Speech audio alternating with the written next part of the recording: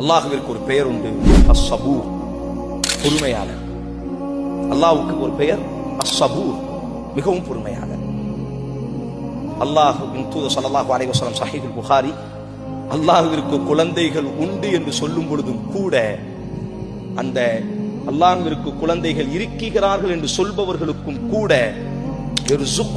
அல்லாஹ் உணவளிக்கிறானே, அவனை விட ஒரு சிறந்த பொறுமையாளியை உலகத்தில் பெற்றுக் கொள்ள முடியாது.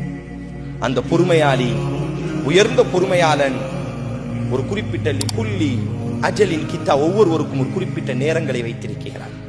வலா தஹ்ஸபன் அல்லாஹ காஃபிலன் அம்மா யஅமலுன். சூரா இப்ராஹிம், ஓ நபியே, அநீதம் செய்பவர்கள், அக்கிரமம் செய்பவர்களை நாம் காணாமல் இல்லை, நாம் கண்டுகொண்டே இருக்கிறோம். இன்னமா சில சகோதரர்கள் சொல்வது, ஒரு வட்டி வாங்குகிறார், இவ்வளவு நலவாக வாடுகிறார், என்னுடைய தோழன் என்னுடைய ரூம்பில் என்னோடு பயணிக்கிறார், அவன் தான் அதிகம் நிம்மதியோடு இருக்கிறார், ஆனால் ஒரு வக்து தொழுகை கூட தொழுவது கிடையாது, பெண்களோடு தவறான முறையில் இருக்கிறார், அவர் தான் நிம்மதியாக வாழ்ந்து கொண்டிருக்கிறார்.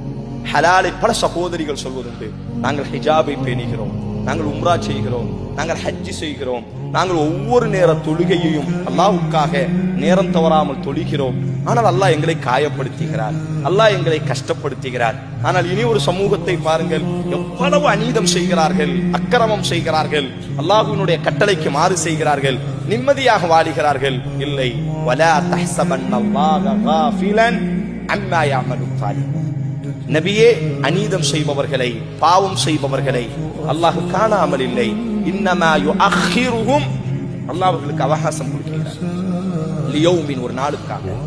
தஷ்ஹசு ஃபீஹில் அப்சார், அவர்கள் மீளாவிட்டால் அல்லாஹ் அவர்களை பிடிப்பார். பிடிக்கக்கூடிய அந்த ஒரு நாள், அந்த ஒரு நாளுக்காக அல்லாஹ் அவர்களுக்கு அவகாசம் கொடுக்கிறார்.